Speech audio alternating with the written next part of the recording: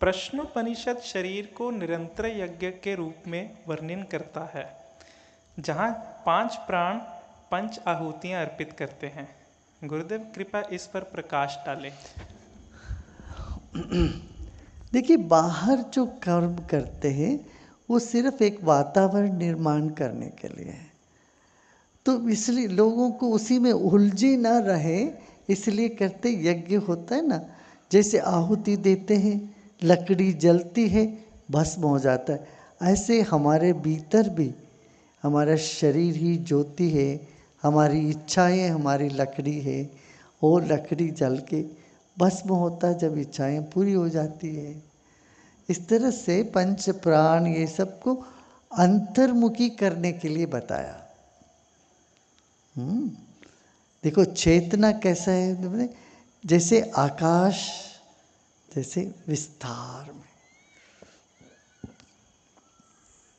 तो वो उस स्थिति में आपको ले जाने के लिए इस तरह से किया।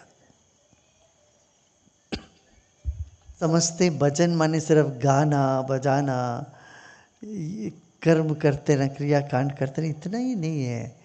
भजन माने हमारे कोई प्रेमी है,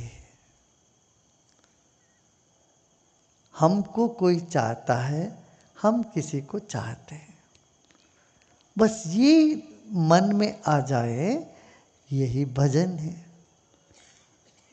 भज माने उस धातु का अर्थ है कि शेयर करना। किससे शेयर करोगे?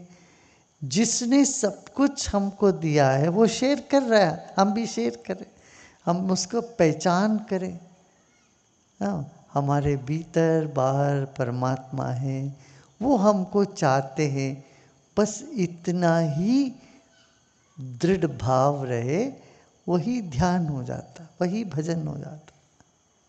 बात समझ में आई ना? और उसके लिए बैठ के अभ्यास करो, इसका नहीं। अभ्यास क्यों करते? अभ्यास से शरीर दृढ़ होता है, मन साफ होता है। मन साफ होते ही प्रतिबिंबित करने लगता है क्या? जो चैतन्य है वो। और माइंड को कैसे रखना चाहिए? जैसे मिरर जैसे, 2 तरह के माइंड होती है। तो फोटोग्राफिक माइंड, फोटोग्राफिक माइंड क्या? वो उसमें छाप लग गया और लगा रहेगा। शीशा जो आता है उसको पूरी तरह से रिफ्लेक्ट करता है, वो जैसे हटते ही शीशा खाली हो जाता। हमारी चेतना, हमारा मन भी ऐसा होता है, और उसमें एक छाप जो हमेशा रह जाता है वो है परमात्मा का, प्रेम का। उसीलिए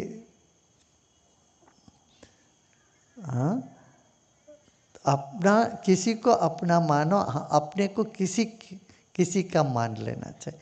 हम इनके हैं मान लेने से हम गोविंद के हैं, गुरु के हैं, भगवान के हैं, गुरु के, किसी के हैं हम, तब निश्चिंत हो जाते हैं मन।